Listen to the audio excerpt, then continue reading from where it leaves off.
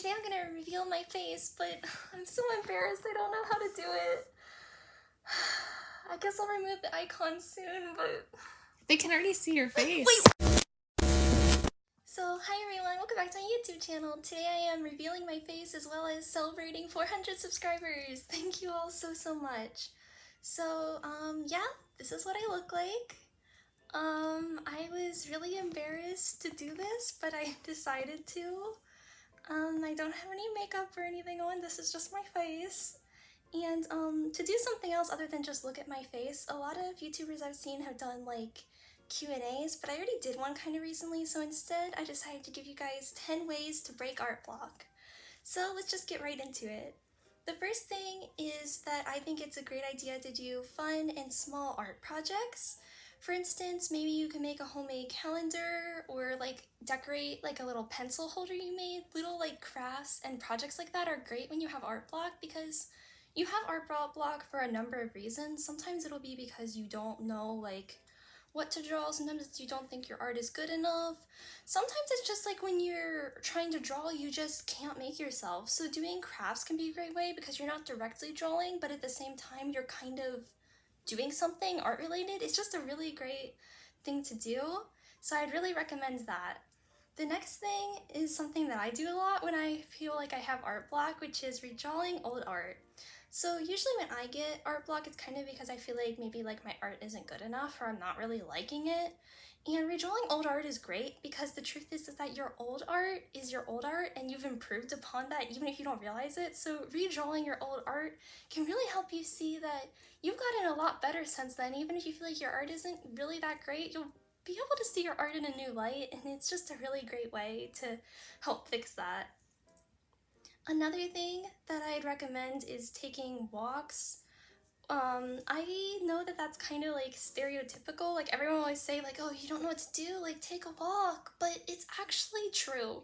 It's really helpful. Usually I don't get good ideas unless I am taking a walk or in the shower.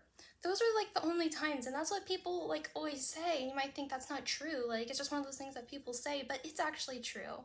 If you are having trouble coming up with ideas for art, it's really great to try and take walks. It's actually really a good idea. Something else is watching art-related videos. So I've noticed that sometimes when people have art block, they're kind of getting away from art. Like if you're not watching videos that are related to art or TV shows, whatever you do watch, you might be not really thinking about art as much anymore, but thinking about art is actually really important to being able to draw at all. So if you're feeling like you have art block, you just don't want to draw or you don't know what to draw, it might be a great idea to try to actually like watch some videos related to it. Maybe like YouTubers you like, maybe try out something new. Maybe, again, you could even watch things related to crafts, just things that are kind of related to art to get you motivated to feel like you want to create art. The next thing is an art challenge that I like to do, which is drawing from a random wheel. So you basically put all sorts of inputs into a random wheel, spin it, and then you have to draw based on what the wheel gives you. So again, this is great for when you don't know what to draw, because when you don't know what to draw, this basically forces you to draw some sort of random thing. So it's honestly a really great idea for times like that, and I would really recommend it. The next thing is something that's kind of strange, but it works for me, so maybe it'll work for you guys, which is looking at abstract things. Maybe you could look at a painting, but for me, it's actually tiles on the floor when they have patterns, and I think of them as things. Maybe you could look at clouds, you see shapes in abstract things, and draw based on those abstract shapes.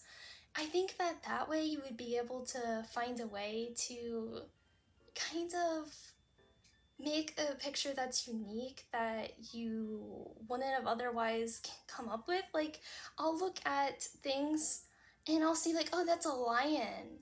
It doesn't look anything like a lion, but for some reason to me, I am so sure it's a lion. So that is an idea, something you could do.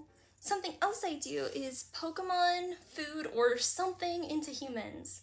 So turning things into humans is great because you're using a design that's already there. So if you're feeling art blocked and like you're having trouble creating art, you're not creating your own character or thing, you're using a pre-made thing and remaking it into human. That way, instead of just losing like that uniqueness, you're still being unique by turning into human. If you don't draw humans, you could turn them into a landscape or an animal, whatever. But I usually do it, well, actually always do it as humans, but it's a really great way to have inspiration, but also to think up your own ideas at the same time.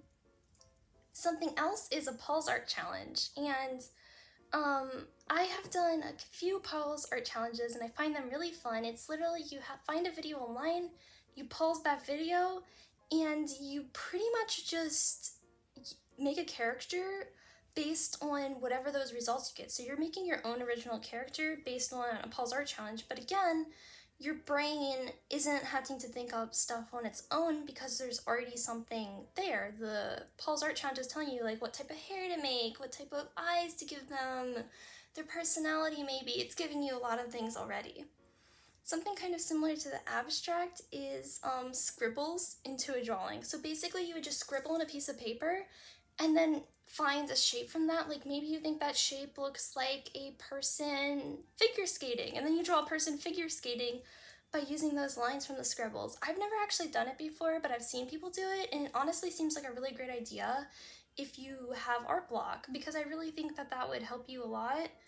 And I'm giving you 10 ways, and this is the final way, and the final way that I think you should try is look for an image online and find something that inspires you or you find pretty and just draw it. Even if you're feeling like I can't draw, like I'm art blocked, like it's too hard, just do it. You gotta just do it, because art block is probably going to stay if you don't just make yourself do something. So if you find a picture that you think looks like really pretty, just go for it and draw it, because I know you can do it. It's really hard to have art block and definitely very frustrating, but you are gonna get over it, and these are some tips that I think would really help you be able to overcome that art block. And also, yeah, this was my face reveal and 400 plus subscriber video, plus 10 ways to break art block. A lot of things, but I hope you guys all enjoyed it, and have a great day. Bye for now.